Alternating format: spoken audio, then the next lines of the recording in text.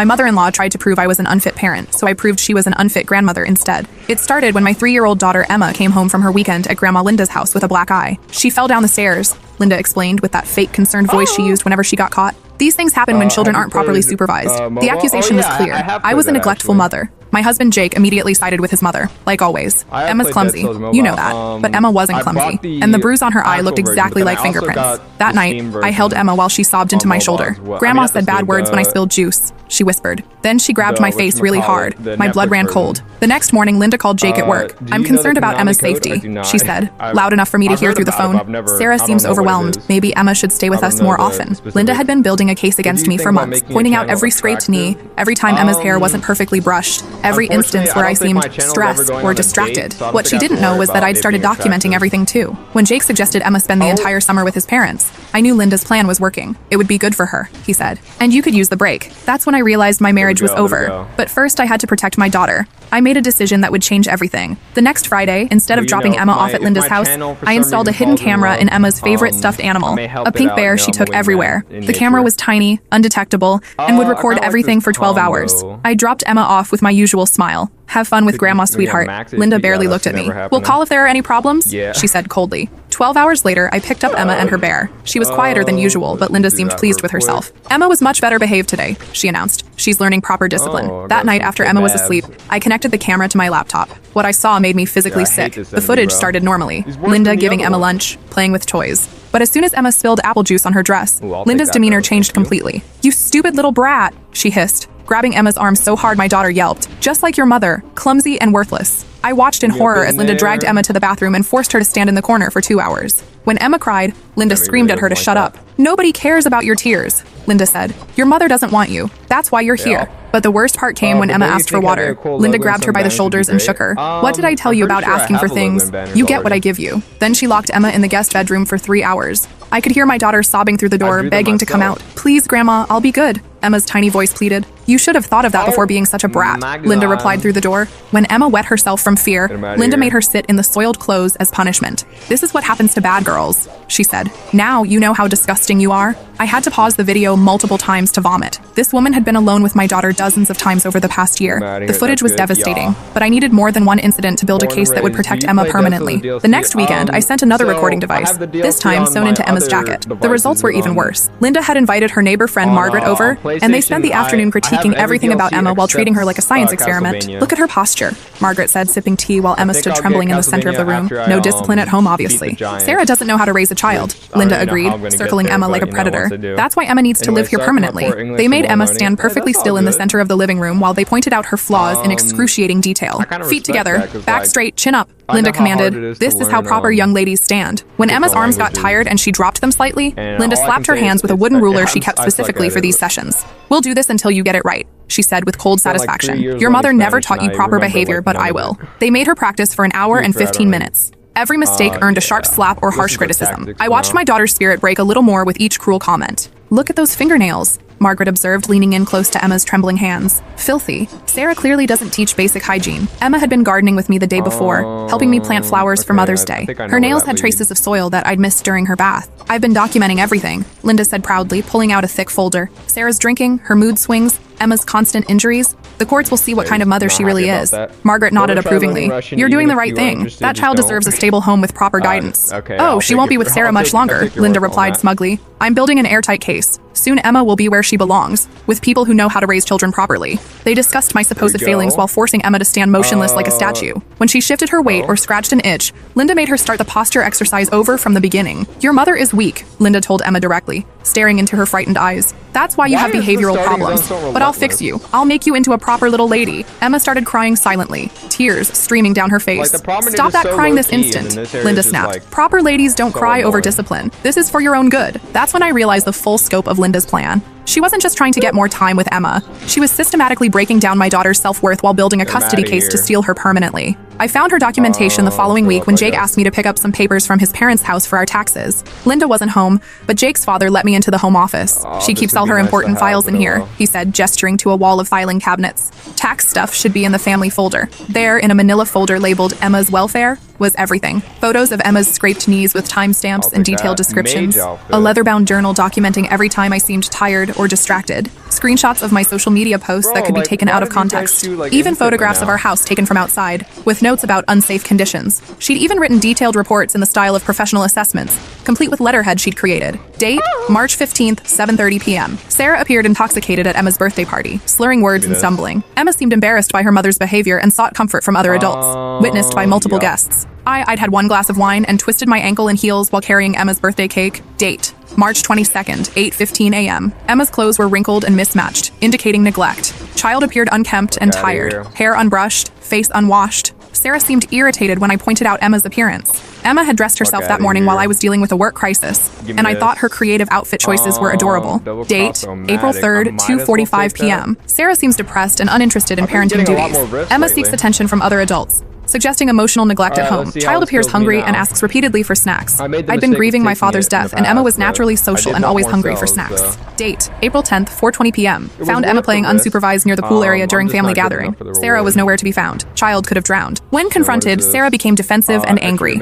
I'd been in the bathroom for 3 minutes, and the pool had a locked safety gate. The entries went on for pages, each one twisting normal parenting moments into evidence of my unfitness. Linda had been watching and documenting our lives for months, taking photos through our windows, timing my every move, and interpreting everything through the lens of neglect. At the bottom of the file was a business card for a family lawyer specializing in grandparents' rights, along with detailed notes about my supposed mental health issues and drinking problems. She'd even researched my medical history and found my prescription for anxiety medication after my father's death, which she documented as evidence of my instability. But there was more. I found a folder labeled Character References filled with statements from people in our community. Linda had apparently been conducting a whisper campaign about my parenting for months, carefully planting seeds of doubt about my fitness as a mother. Mrs. Henderson from the church. Sarah seems distracted during services. Emma often seeks attention from other adults. The child appears to be hungry for affection, which suggests emotional neglect at home. The pediatrician's receptionist. Sarah appears overly anxious during appointments. Asks excessive questions that suggest she's out of her depth with normal childhood development. Emma seems more comfortable with medical staff than with her mother.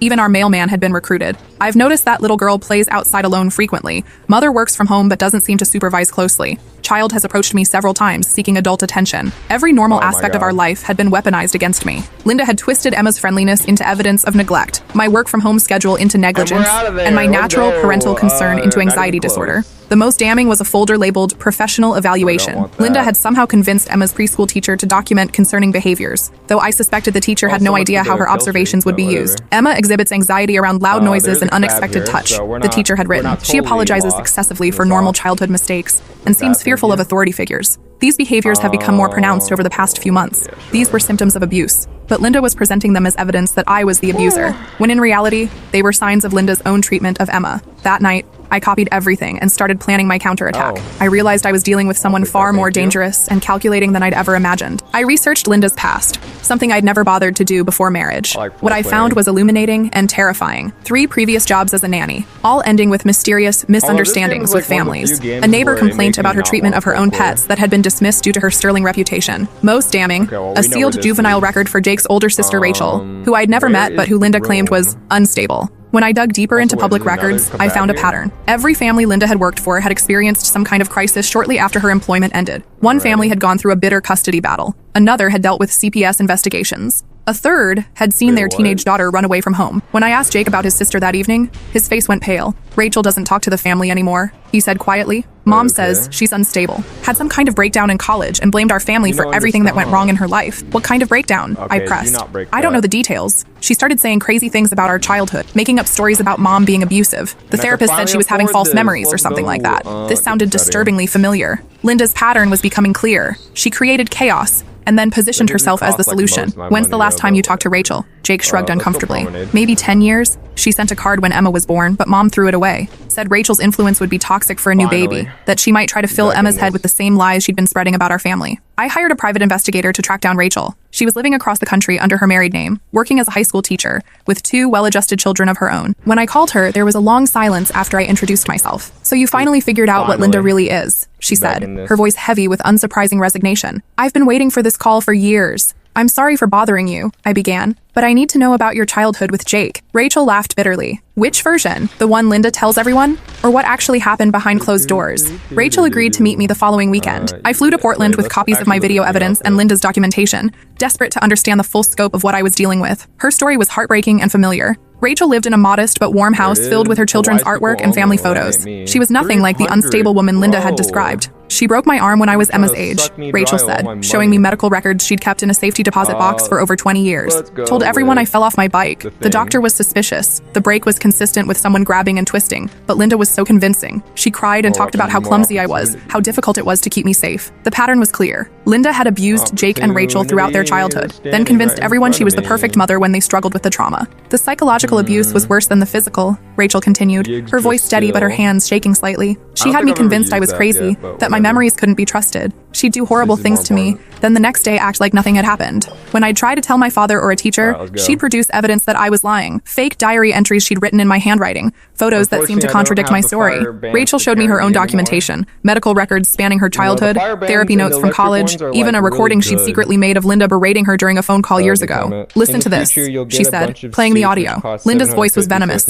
calling Rachel a pathological liar who was trying to destroy the family out of jealousy. This was from when I was 22 and trying to get help. Jake blocked it all out, Rachel explained. He had to, just to survive. She convinced him that I was jealous of their relationship, that I was mentally ill and trying to destroy the family with lies. He was her golden child, as long as he never questioned her version of reality. How did you break free? I asked. I didn't talk to them for 5 years. Got intensive therapy, built a life away from her influence. When I met my husband, I had to learn what normal relationships looked like. It took years to trust my own memories and feelings. She looked at my videos with growing horror and recognition. This is exactly what she did to us, she said, tears streaming down her face. The isolation, the criticism, the way she makes the child feel responsible for the abuse. She's doing to Emma what she did to me. Will you help me? I asked. I've been waiting 20 years for someone to ask, she replied. Rachel provided me with detailed documentation of Linda's abuse pattern, including the names of the families she'd worked for and the chaos that had followed her employment. Together, we built a comprehensive picture of a woman who systematically destroyed families while positioning herself as their savior. Armed with Rachel's testimony and documentation, I returned home and confronted Jake directly. Your mother is abusing Emma, I said, showing him the videos. He watched in stunned silence as Linda screamed at our daughter, locked her in rooms and made her stand in wet clothes. I could see him struggling with cognitive dissonance. The loving mother he remembered fighting against the evidence in front of his eyes. This isn't real, he whispered, his face pale. You edited this somehow. Mom would never. Call your sister, I said, handing him Rachel's phone number. The conversation lasted 3 hours. I could hear Rachel's voice through the phone, gentle but firm, walking Jake through memories he'd buried deep. She reminded him of incidents from their childhood, times when he'd hidden in closets, nights when he'd wet the bed from fear, the way Linda would hurt Rachel and then comfort him afterward, making him complicit in the abuse. When he hung up, he was sobbing like a broken child. I remember now, he said through his tears. I remember hiding in the closet when she'd lose her temper. I remember Rachel trying to protect me, taking the blame for things I did. I remember being so afraid of making her angry. He looked at me with broken eyes. How could I have let her near Emma? How could I not have seen it? Because you were conditioned not to see it, I said gently. She spent your entire childhood training you to doubt your own perceptions, just like she's conditioning Emma now. The next morning, Jake called his mother with shaking hands. Emma won't be staying with you anymore, he said simply. Linda's reaction was immediate and explosive. How dare you keep my granddaughter from me? She screamed loud enough for me to hear across the room. You're both unfit parents. I have documentation proving it. I'll take that child away from you if it's the last thing I do. We know what you've been doing, Jake said quietly. I've been protecting that child from your wife's neglect. Linda hissed. Sarah is mentally unstable, just like your sister. Emma deserves a real family who can give her proper guidance and discipline. We are protecting her, Jake said, his voice growing stronger. From you. You've poisoned him against me, Linda spat into the phone. Just like that psychotic sister of his filled his head with lies. I won't let you destroy another family. I have evidence, Jake. Evidence that will show everyone what kind of mother Sarah really is. She hung up and immediately called her lawyer. 2 days later, we received papers. Linda was filing for emergency custody, claiming Emma was in immediate danger from neglect and abuse at home. Her petition was a masterpiece of manipulation, filled with lies and twisted truths that painted me as a dangerous, unstable mother, and Jake as an absent, neglectful father. She claimed I was an alcoholic who drank during the day while caring for Emma. She said Jake traveled constantly for work and showed no interest in parenting. She alleged that Emma showed signs of severe physical and emotional abuse, including unexplained injuries, behavioral problems, and fear of her own parents. She'd attached photos of Emma's normal childhood injuries, scraped knees from learning to ride a bike, a bump on her forehead from running into a table, a bruise on her shin from playground equipment, as evidence of our failure to protect her. Each photo was accompanied by detailed descriptions that made normal childhood accidents sound like evidence of abuse. The petition also included professional opinions from people in our community. Linda had somehow convinced several people to sign statements about my supposed unfitness as a mother, carefully wording their concerns to sound damning without being overtly false. The hearing was scheduled for the following week, giving me very little time to prepare a defense against years of careful planning on Linda's part. I spent those days working with our lawyer, David Chen, a family attorney who specialized in defending against false allegations. He was a soft-spoken man with kind eyes who had seen cases like this before. This is more common than you'd think, he told me during our first meeting. Abusive grandparents often project their own behavior onto the parents they're trying to discredit. They build false cases over months or years, carefully documenting normal parenting struggles as evidence of abuse. I compiled my video evidence, Rachel's testimony, Linda's employment history, and medical records showing the pattern of abuse across generations.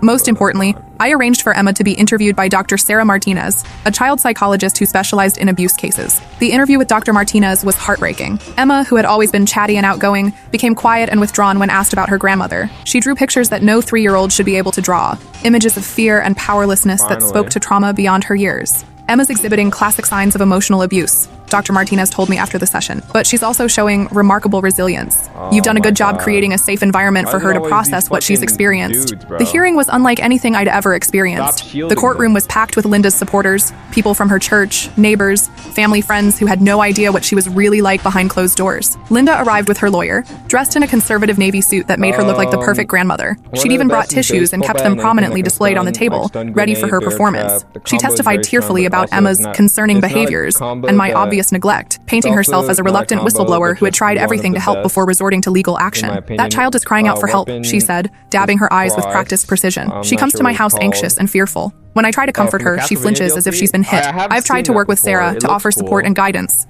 but she becomes defensive and angry whenever I express concern. Her lawyer presented their evidence methodically. The photos, the documentation, character witnesses who testified to Linda's wonderful reputation as a grandmother and pillar of the community. The pediatrician's receptionist took the stand. Mrs. Morrison always accompanies Emma to appointments. She asks thoughtful questions and clearly cares about the child's well-being. Sarah seems distracted and overwhelmed, always asking about normal childhood developments as if she doesn't understand her own child. Mrs. Henderson from church testified, Linda is devoted to that little girl. She's always talking about Emma's development and expressing concern about the home environment. She's mentioned several times that she's worried about Emma's safety. Even our neighbor spoke against me. Emma spends a lot of time outside unsupervised. I've seen her playing near the street while Sarah is inside working on her computer. The child often approaches adults in the neighborhood seeking attention. Linda's lawyer painted a picture of a caring grandmother trying to save her grandchild from neglectful parents who were too proud or damaged to accept help. My client has reluctantly come forward, the lawyer said in closing, because she fears for Emma's safety. The evidence shows a clear pattern of neglect and possible abuse. Emma deserves a stable, loving home with adults who can provide proper care and guidance. I watched the judge's face during Linda's presentation, trying to read his expression. He seemed sympathetic to her story, nodding along with her testimony. My heart sank as I realized how convincing she was, how perfectly she'd crafted her case. Then it was our turn. David Chen stood slowly and addressed the court with quiet confidence. Your Honor, we're here today because the petitioner has systematically abused her granddaughter, while building a false case against the child's loving parents. What you're about to see will shock you, but it represents the truth about Linda Morrison. He played the first video. The courtroom went completely silent as Linda's real voice filled the room, harsh and cruel in a way that contrasted sharply with her gentle testimony. You stupid little brat, just like your mother, clumsy and worthless. I watched Linda's face as her own words played back. For just a moment, her mask slipped, and I saw pure rage flash across her features before she composed herself again. We played clip after clip, Linda screaming at Emma, grabbing her roughly, locking her in rooms, making cruel comments about her granddaughter's appearance and behavior. The contrast between the woman on the witness stand and the woman in the videos was jarring. The judge's expression grew darker with each video, his earlier sympathy evaporating as he watched Linda's systematic abuse of a 3-year-old child. Your Honor, Linda's lawyer stammered, these videos are clearly edited or taken out of context. My client was attempting to provide discipline and structure.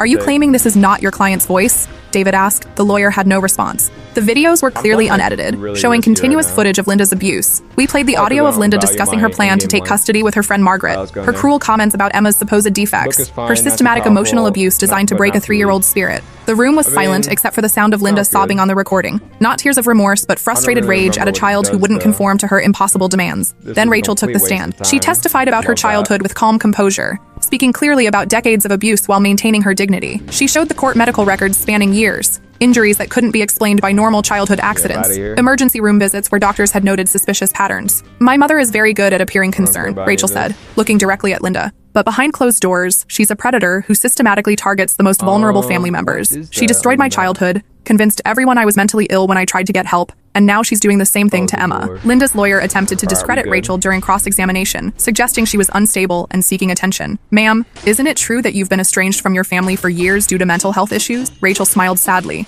I've been estranged from my abuser for years due to her mental health issues. There's a significant difference. The child psychologist testified next, presenting Emma's drawings and explaining their significance. Emma displays classic signs of emotional abuse, Dr. Martinez said. She flinches when touched unexpectedly, apologizes constantly for normal behavior, and shows severe anxiety around authority figures. She presented Emma's artwork from their sessions. When asked to draw her family, Emma had drawn herself, her parents, and several friends in bright colors. When asked specifically about her grandmother, Emma had drawn disturbing pictures. A large, angry face with sharp teeth hovering over a small figure. A little girl locked in a box. A woman with claws reaching for a crying child. The child described feeling scared and confused at her grandmother's house. Dr. Martinez continued, she believes she's bad, and that's why these things happen to her. This kind of self-blame is typical in abuse victims who are too young to understand that they're not responsible for adult behavior. In your professional opinion, David asked, who poses a threat to this child's well-being? Absolutely the grandmother, Dr. Martinez replied without hesitation. Emma shows no signs of abuse in her primary home. Her parents have created a secure, loving environment where she can express herself freely. The trauma symptoms only appear in relation to visits with the petitioner. Linda's lawyer had no meaningful questions for any of our witnesses. The evidence was overwhelming. Finally, David presented Linda's employment history, the pattern of families who terminated her services under mysterious circumstances, the neighbor complaints that had been dismissed due to her reputation, the systematic way she'd built false cases against Emma's parents while abusing the child herself. Your Honor, David concluded, this is not a custody case. This is a criminal matter. The petitioner has committed systematic child abuse while attempting to steal a child from her loving parents through fraudulent legal proceedings. The judge took a brief recess to review the evidence, then returned with a stern expression. This petition is not only denied in its entirety, but I'm issuing an immediate restraining order, he said, looking directly at Linda. Mrs. Linda Morrison is prohibited from any contact with the minor child, directly or indirectly, for a period of no less than 10 years. He turned to the court clerk. Please ensure law enforcement is notified of this order immediately, and that copies are sent to the child's school and daycare providers. Then he looked back at Linda, whose face had transformed from white to red, with barely contained rage. Your behavior, as documented in these recordings, constitutes clear evidence of systematic child abuse.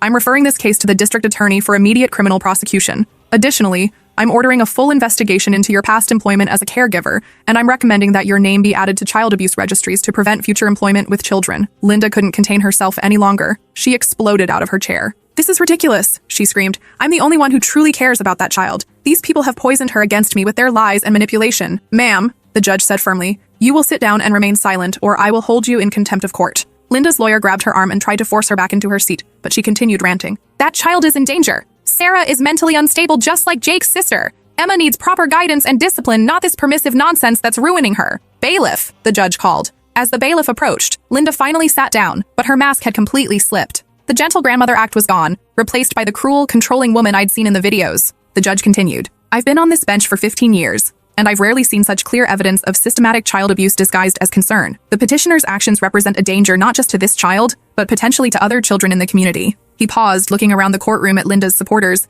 many of whom now looked shocked and confused. I want to be very clear about what happened here today. This was not a case of a loving grandmother expressing legitimate concerns. This was a predator using the legal system to continue her abuse of a child while attempting to discredit the very parents who were protecting that child from harm. Linda sat in stunned silence, finally understanding that her perfect plan had not only failed but destroyed her completely. But I wasn't done. Outside the courthouse, I handed copies of the videos to the local news station and several national media outlets that covered stories about child abuse. Linda's carefully crafted reputation in our small town evaporated overnight. The story ran on the evening news with the headline, Respected Grandmother Caught Abusing Toddler on Hidden Camera. They interviewed Dr. Martinez about signs of child abuse, showed selected clips from the recordings with Emma's identity protected, and discussed how predators often present themselves as concerned caregivers. Within hours, the story had spread to social media and picked up by larger news outlets. Linda's Bridge Club issued a statement distancing themselves from her. Her church asked her to step down from all ministries involving children. Neighbors who had praised her parenting skills for decades suddenly remembered concerning incidents they'd previously ignored or dismissed.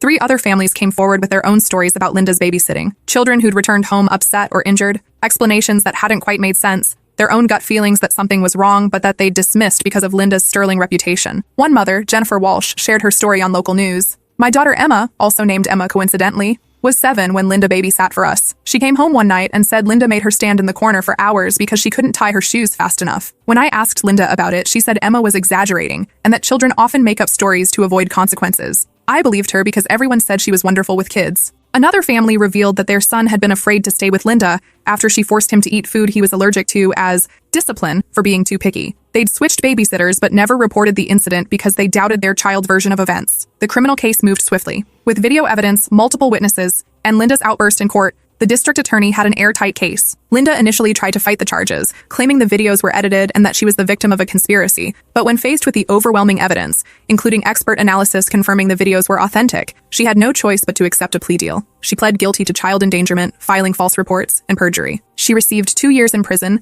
followed by 5 years probation, 500 hours of community service, mandatory psychological counseling, and a permanent ban from working with children in any capacity. The judge also ordered her to pay for Emma's therapy and issued a lifetime restraining order that extended to any future children in our family. Your actions have traumatized an innocent child and violated the sacred trust between a grandparent and grandchild, the judge told her during sentencing. You used your position of authority and respect in the community to systematically abuse a vulnerable child while attempting to destroy her family through fraudulent legal proceedings. Linda stood silently during sentencing, no longer bothering with her concerned grandmother act. The mask was permanently off. Jake struggled deeply with the revelations about his mother, but he remained committed to protecting Emma and processing his own trauma. We started family counseling together, working with a therapist who specialized in generational abuse patterns. I spent my entire life believing her version of events, he said during one particularly difficult session. She convinced me that Rachel was crazy, that my memories couldn't be trusted, that questioning her meant I was being disloyal to family. Survivors often protect their abusers, our therapist explained patiently. It's a psychological defense mechanism that helps children survive trauma. You were conditioned from birth to prioritize your mother's emotions over your own safety and perceptions. Jake worked incredibly hard to deprogram years of manipulation and gaslighting. He started having regular phone calls with Rachel,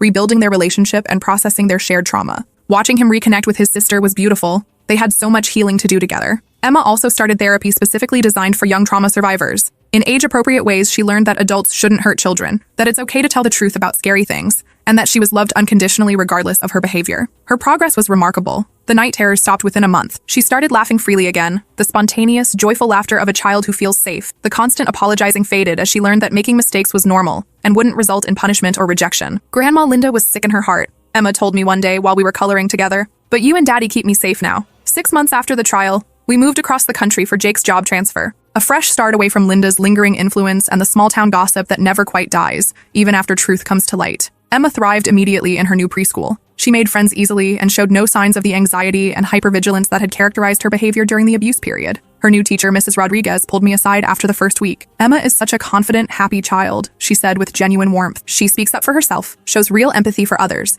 and has wonderful emotional regulation for her age. Whatever you're doing, keep it up. If only she knew what we'd been through to get Emma to this healthy place. One evening, as I was tucking her into bed in our new house, she looked up at me with those big brown eyes that had seen too much for her age. Mommy, why was Grandma Linda so mean to me? I chose my words carefully, as I always did when discussing the past. Some people have sickness in their hearts that makes them want to hurt others, especially people who are smaller and can't protect themselves, I said gently, but that was never, ever your fault. You're a wonderful little girl who deserves only kindness and love. She nodded solemnly, processing this in her 3-year-old way. I'm glad she can't hurt me anymore. She can't, I promised, stroking her hair, and she never will again. 2 years later, Linda violated her restraining order by showing up at Emma's new school, somehow having tracked down our location. A vigilant teacher spotted her lurking near the playground during recess and immediately called police and administration. She was arrested within minutes and charged with violating a protective order and attempted child abduction. This time, there was no plea deal. She spent 8 months in jail and was released only to be immediately transferred to a psychiatric facility for evaluation. When she was finally released, she moved to another state entirely. We haven't heard from her since,